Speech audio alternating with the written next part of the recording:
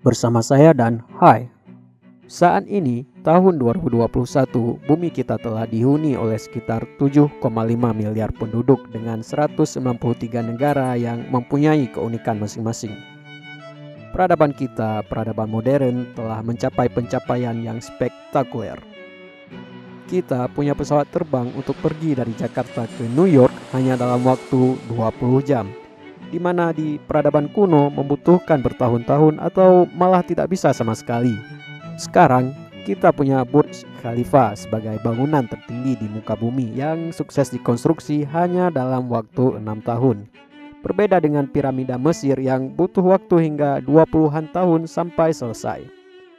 Lebih spektakuler lagi, kita berhasil mengirim manusia ke bulan yang mana itu tidak bisa dilakukan oleh para Fir'aun di Mesir kuno atau raja-raja Babilonia sekalipun. Kita, manusia, telah mencapai kemajuan peradaban yang luar biasa selama beberapa milenium terakhir. Lantas, pernahkah kita bertanya, bagaimana sih sebuah peradaban itu dimulai, kapan, dan di mana? Oke, mari kita simak sejarahnya. Selamat datang di zaman Paleolitikum, di mana pada saat itu manusia sudah mulai menggunakan api untuk memasak serta mengembangkan bahasa untuk berkomunikasi di zaman ini. Di periode ini, mereka masih hidup dalam kelompok yang kecil sebagai pemburu pengumpul atau gaya hidup berburu dan mengumpulkan makanan berupa hewan atau tumbuhan liar di alam. Mereka pada saat itu hidup secara nomaden atau berpindah-pindah tempat. Pada periode ini juga populasi manusia di muka bumi masih sangat sedikit. Dan tentu saja belum ada peradaban di periode ini. Lalu kita sampai di zaman Neolitikum yang dimulai sekitar 12.000 tahun yang lalu. Pada periode ini terjadi revolusi Neolitikum yang dimulai sekitar 10.000 tahun sebelum Masehi. Saat itu manusia mulai bertani dan meninggalkan gaya hidup nomaden dan mulai menetap di suatu wilayah, terutama di sepanjang sungai besar dengan suplai air melimpah dan tanah yang subur. Di zaman ini, orang-orang di Timur Tengah di sepanjang Fertile Crescent atau sabit subur sudah mulai bertani. Mereka juga pada sekitar tahun 8500 sebelum Masehi sudah mulai membudidayakan tanaman sereal dan mulai mendomestikasi beberapa hewan untuk kebutuhan makanan dan membantu kehidupan sehari-hari. Saat itu mereka sudah hidup menetap dalam kelompok yang lebih besar dan membangun desa-desa kecil dengan pertanian yang sedikit lebih maju. Lalu, apakah di zaman ini orang Timur Tengah telah memulai sebuah peradaban? Jawabannya tentu saja tidak. Karena definisi peradaban sendiri adalah sebuah sistem yang kompleks, biasanya terdiri dari kota-kota dengan karakteristik perkembangan budaya dan teknologi tertentu. Peradaban sendiri menurut National Geographic memiliki beberapa komponen penting, yaitu area perkotaan, monumen, komunikasi bersama, infrastruktur dan administrasi pemerintahan, hingga divisi buruh. Lalu pertanyaannya, kapan, di mana, dan bagaimana sih sebuah peradaban itu dimulai? Oke, peradaban awalnya muncul di beberapa wilayah tepi sungai besar nan subur. Peradaban awalnya muncul di sekitar Fertile Crescent atau sabit subur di Mesopotamia kuno, di antara sungai Tigris dan Eufrat sekitar tahun 3000 sebelum Masehi. Kemudian diikuti oleh Mesir kuno di sepanjang sungai Nil pada tahun 3000 sebelum Masehi, di subbenua India di sepanjang sungai Indus sekitar tahun 2500 sebelum Masehi, dan di Cina di sepanjang sungai Kuning sekitar tahun 2200 sebelum Masehi. Mari kita ambil contoh Mesopotamia kuno dalam menelusuri bagaimana sebuah peradaban itu dimulai. Mesopotamia kuno adalah sebuah wilayah yang terletak di antara sungai Tigris dan Eufrat atau sekarang negara Irak yang awalnya dihuni oleh bangsa Sumeria. Wilayah ini sangat subur dan mengandung air yang melimpah sehingga sangat bagus untuk bermukim dan bercocok tanam.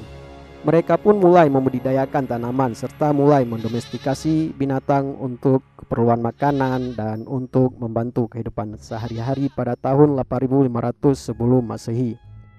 Di periode ini, mereka mulai membangun desa-desa kecil dan tinggal menetap di sana.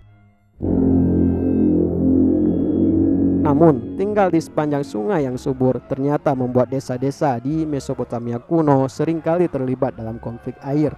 Dan setiap tahun, beberapa wilayah Mesopotamia kuno terendam banjir saat sungai pasang. Dan air akan surut hanya dalam beberapa minggu, dan mereka akan kekurangan stok air untuk tanaman di minggu berikutnya. Itu berarti masalah besar karena dapat membuat tanaman menjadi layu dan mati. Atas masalah itu, bangsa Sumeria melakukan kerjasama antar desa membangun tanggul untuk mencegah banjir, membangun kolam untuk menampung air saat air pasang, membangun bendungan untuk menghalangi air surut ke laut, dan membangun sistem irigasi untuk mengaliri seluruh ladang penduduk. Tentulah pembangunan infrastruktur tersebut membutuhkan sumber daya manusia yang besar, dan dari sinilah lahir kelompok buruh dan strata sosial antara petani, pengrajin, buruh, pemuka agama, dan strata lainnya. Bangsa Sumeria juga pada saat itu mulai melakukan perhitungan kapan air pasang dan kapan air akan surut, agar mereka senantiasa mengetahui kapan musim tanam tiba dan kapan harus bersiaga di sistem pengairan. Dan dari sinilah lahir kalender pertama di muka bumi yang berbasis pada fase bulan. Berkat sistem pertanian dan irigasi maju dan kompleks, bangsa Sumeria mesti memastikan bahwa semua orang mendapat suplai air yang adil. Dari sinilah lahirnya aturan dan pemimpin yang mengatur sistem irigasi. Majunya sistem irigasi dan pengelolaan sumber air lantas membuat hasil pertanian mereka melimpah ruah sepanjang tahun, dan terjadilah surplus produksi pertanian sepanjang waktu, dan itu digunakan bangsa Sumeria untuk membayar para seniman, pembuat tembikar, hingga membayar retribusi untuk pemerintahan kecil mereka. Di era ini, tepatnya pada 3500 sebelum Masehi, sudah terdapat kota-kota seperti kota Eridu, Nippur, Lagas, Kis, dan Ur yang disebut sebagai The Temple Town, kota besar yang dibangun sekitar kuil dewa lokal. Di kota ini terdapat transportasi darat dan tentu saja transportasi air yang menggunakan perahu untuk memudahkan bepergian dan perdagangan dalam kota atau antar kota. Dengan perkembangan yang pesat, kota tersebut berkembang menjadi city-state atau kota negara, dan lahirlah kota besar Uruk yang pada puncaknya di tahun 3100 sebelum Masehi dihuni oleh 40.000 penduduk dan 80.000 hingga 90.000 penduduk di wilayah satelit yang merupakan kota terpadat pada masanya. Kota Uruk pernah dipimpin oleh sang legenda Raja Gilgamesh. Berkembang pesatnya Mesopotamia kuno diikuti oleh penemuan yang spektakuler. Mereka mengembangkan gerobak beroda, roda tembikar, kalender, irigasi yang kompleks, perahu layar, astronomi dan astrologi, peta, matematika seksagimal untuk mengukur waktu, sudut, dan koordinat geografi, serta sistem penulisan dan pencatatan cuneiform yang diciptakan sekitar tahun 3100 sebelum Masehi untuk pencatatan akuntansi, administrasi, dan kejadian sehari-hari. Mereka juga memiliki kepercayaan atas dewa-dewa seperti dewa langit, dewa matahari, dewa bumi, dewa air, dan dewa badai. Bangsa Sumeria menyembah dewa-dewa di kuil agung atau di kuil kecil di rumah masing-masing. Kuil di Mesopotamia kuno disebut dengan ziggurats, sebuah kuil berbentuk seperti piramid dan melancip ke atas seperti gunung. Namun, majunya kota tidak membuat mereka benar-benar aman.